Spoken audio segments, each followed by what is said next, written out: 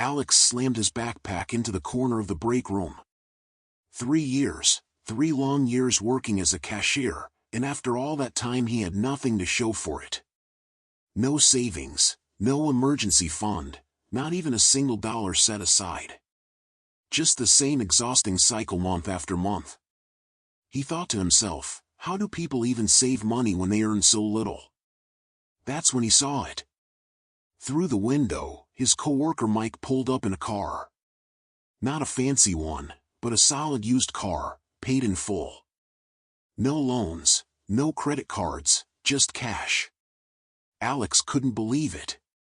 During lunch, he finally asked, "Mike, how did you do it?" "I want a car too, but I never have anything left over." Mike smiled and said, "It wasn't luck, Alex. It was habits. A few key habits that changed everything for me. 2 years ago, I was exactly where you are now, tired of buses, tired of waiting in the cold, tired of feeling stuck. So I set a goal. I wanted a car. And that goal became my reason to fight harder. Because here's the truth, the key to saving money is having a goal that inspires you so much, you refuse to quit." Alex leaned closer, listening. "But just having a goal isn't enough," Mike continued. "I used to tell myself I'd save next month. But when the bills were paid, there was never anything left. So I flipped the script. The moment I got paid, I paid myself first, even if it was just a small amount. Whatever was left, that's what I used to live on, not the other way around. That single shift changed everything. Saving became automatic, non-negotiable." Alex frowned. "But with a small paycheck, is it even possible?" Mike laughed. "When I started, I only saved 3%. It wasn't much, but it was something. Then I started cutting. I stopped buying coffee every morning and made it at home. That saved me $30 a month. I canceled subscriptions I didn't need. I cut back on eating out.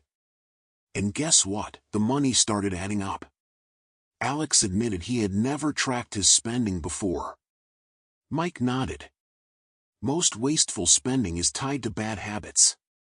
For me, it was smoking. Every month I was literally burning away the money that could have gotten me closer to my goal. The day I realized that, I quit. Not just for my health, but for my future." Alex was stunned, but still couldn't understand how Mike managed to buy the car in just 1 year. Mike leaned in, lowered his voice, and revealed the final piece. "I didn't let my savings sit there doing nothing. I worked weekends. I started delivering food with Uber Eats and Amazon Flex.